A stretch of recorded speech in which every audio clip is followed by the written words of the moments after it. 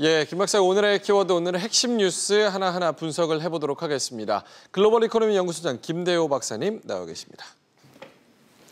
자, 오늘의 첫 번째 키워드입니다. 보시죠. 자, 첫 번째 키워드는 종부세 폭탄입니다. 어제 부동산 대책에 녹아있는 정부의 메시지는 아주 명확했습니다. 집은 실거주 목적으로 딱 한 채만 사라. 부동산에 투자를 목적으로 하는 데는 금융이 나서서 도와주지 않겠다. 이런 메시지가 담겨 있었고요. 또 종부세, 재산세도 대폭 올렸습니다. 네, 정부가 마침내 8번째 부동산 안정화 대책이라는 것을 어저께 발표했습니다. 김동연 부총리 그리고 김현미 장관 등이 연합 기자회견을 갖고 이런 대책을 내놨는데요. 여러 가지 대책을 동시에 터뜨렸습니다만 그중에서도 역시 이 주목을 끄는 것은 이 종부세 쪽이 아닐까 생각합니다. 종부세가 현행 지금 2%인데 이것을 3.2%로 그러니까 절반 이상 더 올리는 거죠. 특히 2주택자, 서울과 일부 조정 지역에는 2주택자부터 또 가산 처리를 합니다. 예.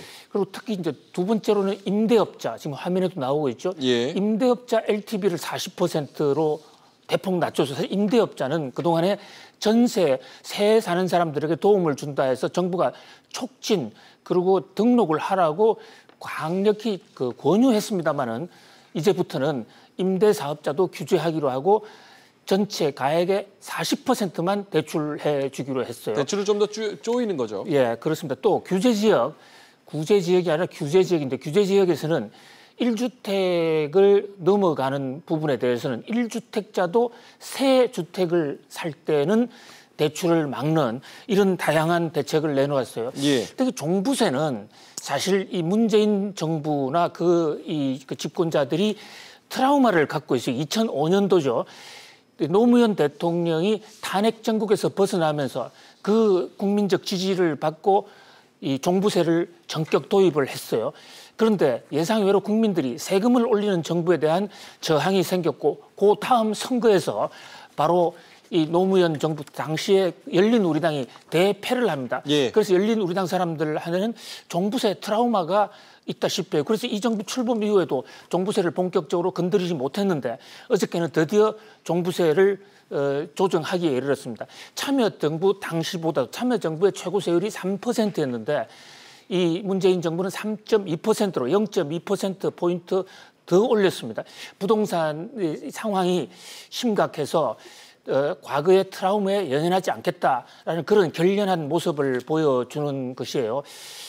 자, 이 시장이 과연 이 조치에 대해서 어떻게 반응할 것인가가 굉장히 주목되는데요.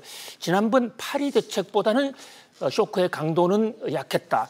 그리고 특히 이 공급 대책이 일단은 빠졌다라는 그런 점에서 이번 대책도 또 하나의 내성을 키워주면서 일과성으로 끝나지 않을까 하는 그런 우려가 있는가 하면 이제는 이 종부세를 터뜨렸기 때문에 부동산을 오래 보유하면 고통을 느끼게 되고 세금 부담 때문에 팔 수밖에 없을 것이다라는 그런 지적이 엇갈립니다.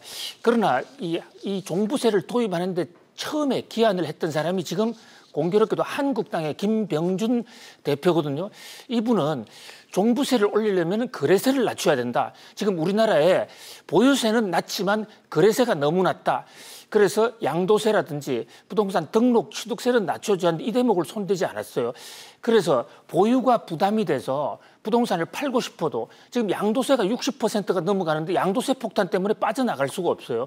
그런 면에서 이러지도 못하고 저러지도 못하고 그래서 국민 부담만 늘어나면서 국민의 조세 저항만 늘어나면서 효과가 매물이 늘어나야 되는데 매물 증가에 의한 가격 인상 효과는 그렇게 크지 않을 것이다라는 그런 부정적 전망도 있습니다. 예.